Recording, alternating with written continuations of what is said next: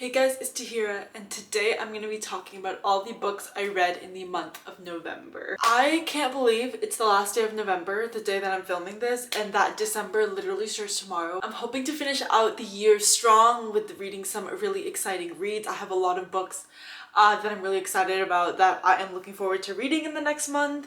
But in November, I read 5 books, which is pretty standard for me in terms of like my reading. I'm honestly glad I read that many books because I've been kind of in a reading slump starting from around September, and I was reading like basically nothing. Like for me, nothing. I was only reading like a couple books a month, so I'm excited that I'm finally getting back into the groove of like my somewhat normal reading. Also, a lot of the books I read were library books and books on Kindle, so I don't have like physical copies of them, so I'll be just putting up photos. But in terms of stats, in the month of November, I read 1 horror, 1 thriller, 2 fantasy romance books, and 1 romance book, and the total number of pages that I read in November was 2,109.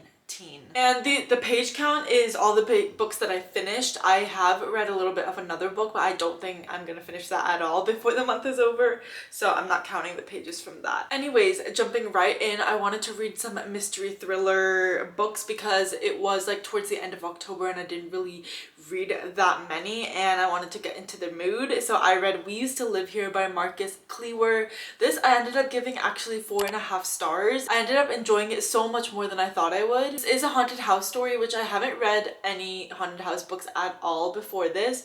And as for my first book, I thought it was really good. It was giving me honestly those creepy feelings that you get from like a scary movie, and I'm really glad about that. Horror is also a genre that I never read, so it was like an out there book for me in terms of a lot of things, but I'm really glad I enjoyed it. This one follows this girl who I'm totally forgetting the name of. I'm so bad with names in books, like I immediately forget them, but it's about this girl and her girlfriend, and they move into this house. Recently they are sort of like they flip houses, so this is like their newest project. So they're moving in, and then this family comes to their door, knocks on their door, and the father of this family says that he used to live at that house and he wants to show his kids around and the rest of his family. And once they come in, things start getting weird. They seem to be not leaving at all. They're overstaying their welcome, and then creepy stuff starts happening from there. I feel like this is the kind of book that's hard to talk about without getting into spoilers. I feel like the best way to go into a book like this is honestly to just go into it without knowing anything. Like other than the plot, I basically knew nothing. I just knew that weird stuff starts happening once this family comes in, and I didn't really know the nitty-gritty details at all, and I feel like that added to my experience so much. I was really fascinated with the world. The way that the world was set up and some of the lore they were going into was really interesting to me, and I actually ended up getting spoiled a little bit for the ending because I looked up something on Google, and the AI overview on Google literally spoiled some of the ending for me. And although it wasn't super surprising, like it just kind of did spoil my experience a little bit, but overall I think it didn't hinder it too much. I still really enjoyed the ending and the way that the book kind of wrapped up. This is definitely the type of book that has a lot of discussion and theories. As soon as I finished the book, I literally went in and went to Reddit threads of people talking about this book. There's whole Reddit threads and whole communities on Reddit like dedicated to this book, and this is definitely the type of book that you can read over and over again and pick up like different things along the way and different interpretations. And I love that kind of book. I love having a book that I can like kind of deep dive and go into a rabbit hole into, and this was definitely one of those. So yeah, 4.5 stars is honestly really high for me these days, so I'm really glad I loved this book. Then I read another thriller which was not as good as the last one, and that is The Intruder by Frida McFadden. I ended up giving this 2 stars. This one is about this girl. Again, I don't know her name because I'm so bad, but she goes and ends up living at this cabin, and then she sees this little girl in the snow, and once the little girl comes in, it's kind of like it kind of goes on from there. Again, thrillers are hard to talk about because they rely so much on plot twists, and you can't really know that much because it's gonna spoil some things. And although this book was engaging, like a lot of her books are, Frida McFadden is something that I read for a quick like thriller read, a engaging read. I know I'm gonna finish it in literally 1 to 2 days. I always do, and her books are pretty short, but they are getting pretty repetitive lately. She does publish a lot. She publishes like 3 books a year. I think she might need, I've said this before, but I think she really needs to slow down and kind of focus on quality versus, quality versus quantity. Her twists are kind of predictable now. She has a very specific formula that she follows, and you can kind of guess certain things because of that. She follows a pretty formulaic structure, so it's not hard. And although I'm not really loving her books lately, she still has me in a chokehold. Like, I feel like every time a new one comes out, like someone's talking about it, I get FOMO and then I pick it up.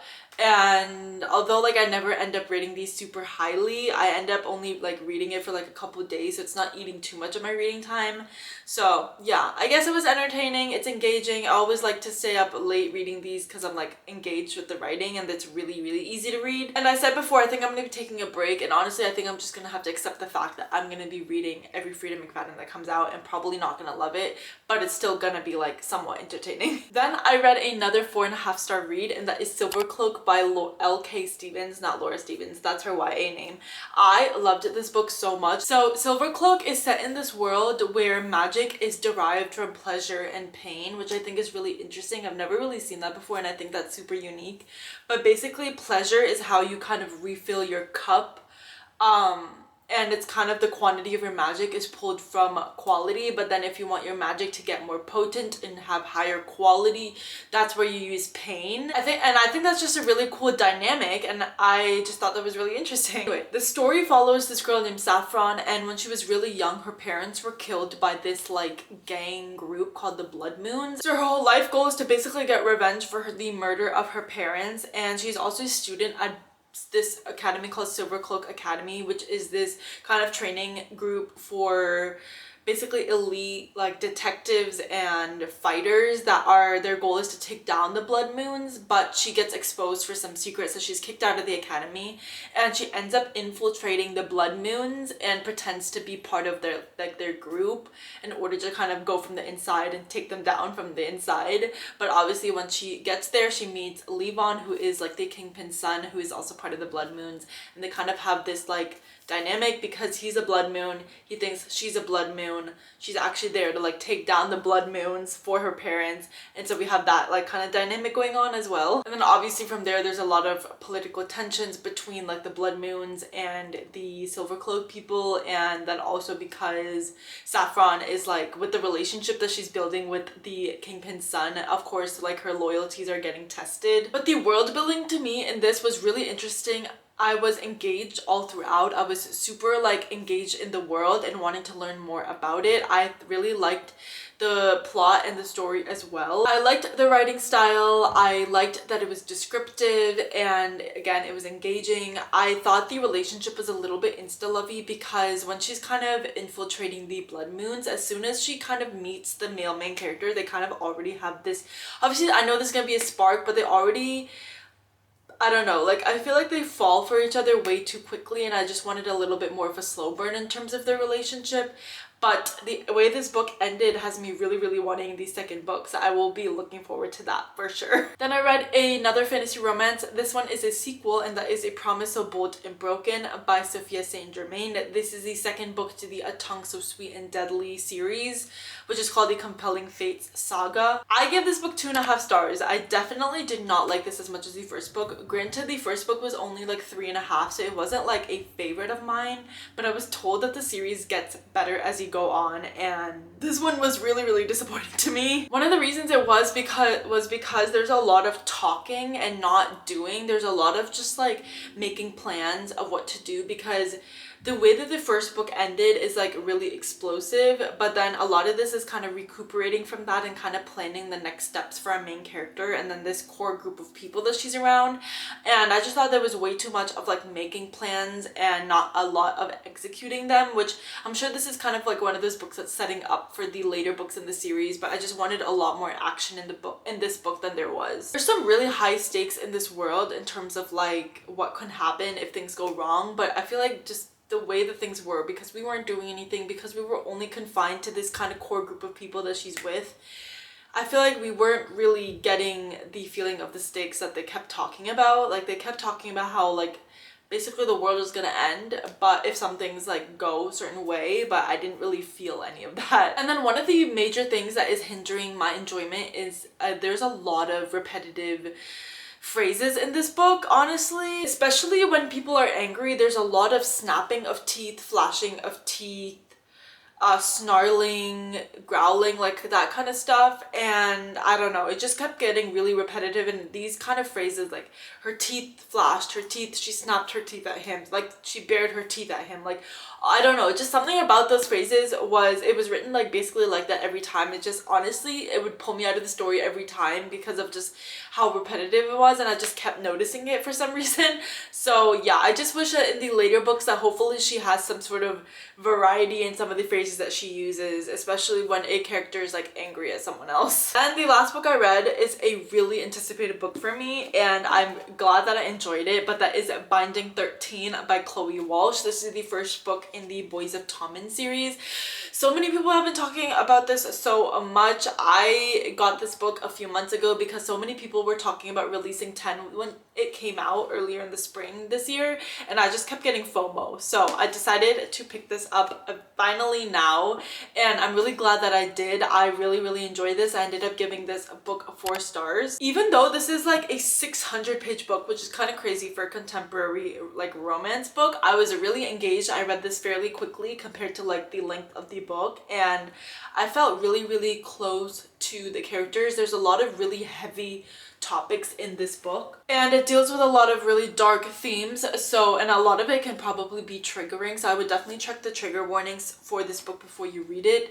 But because of that, I felt really close to the characters, and I really cared about what they were going through and what they were dealing with, and I think that just emotional connection to the characters for me deepened definitely because of some of the things that they went through. Some parts were definitely cringe. This book is set in 2005 in Ireland, and that is definitely a unique setting for me. I haven't ever read a book set in Ireland, but I really like some of the little slang and phrases that they use. Some of the cringe parts were, okay, hold on. First of all, I need to tell you what this book is about if you don't know. This book is about this girl named Shannon, and she is getting bullied at her current school. She's been kind of bullied all her life, and she goes through like a lot of really hard things at her current school. So her parents decide to, or her mom decides to switch to Tommen College, which is like this private school, and she starts going there, and she meets our male main character, who's Johnny. He's the star rugby player. He's destined for great things. He's like planning to go pro, like that kind of level, and he's just an amazing rugby player. And he accidentally hits her with his ball while she's she likes cutting across the field for something, and he accidentally hits her and injures her, and that's kind of their meet cute, I guess. But that's where they kind of meet each other and start like this friendship, wanting to be more kind of a relationship. But the reason that I'm saying that it was a little bit cringe is because of, honestly, Johnny. Johnny, again, as I said, he's a star rugby player, and he kind of knows that he's amazing, and he's kind of used to getting everything he wants. The school also loves him because of that. So he gets a lot of like preferential treatment from people. Everyone loves him. He's popular. Obviously he's this hot 6'3" guy that every girl is also obsessed with. He's like that kind of boy, and I feel like that just felt a little bit too stereotypical for me. And also he was a little bit of an asshole, especially in the beginning, because he thinks he's such a macho man, and because he's older, he just has a lot of pent-up aggression, and every time he's mad at someone, he has to like punch them and get it in a fight. And honestly, it just was a little cringe. But overall, I think that this book is really emotional, and I really enjoyed it. And actually, I immediately started keeping 13 after I finished Binding 13. So if that speaks to like how engaging and how the book ended, that is definitely it, because I rarely pick up books like right after the first book. It usually takes me a long time to pick up like the next book in a series. I'm not going to talk about this book right now. It's probably going to be in my next wrap up for December, because I am only like 160 pages into this book. So very early on, especially considering that these books are like 600 plus pages, which I still think is insane.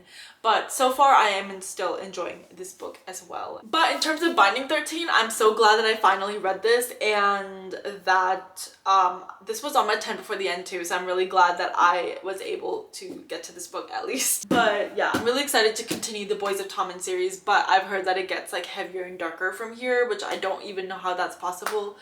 But I am still really looking forward to reading all these books nonetheless. Anyway, that is it for all the books I read in the month of November. Let me know down below if you read any of these books, as of course I would love to know. I hope you enjoyed. Make sure to subscribe, and I'll see you next time. Bye!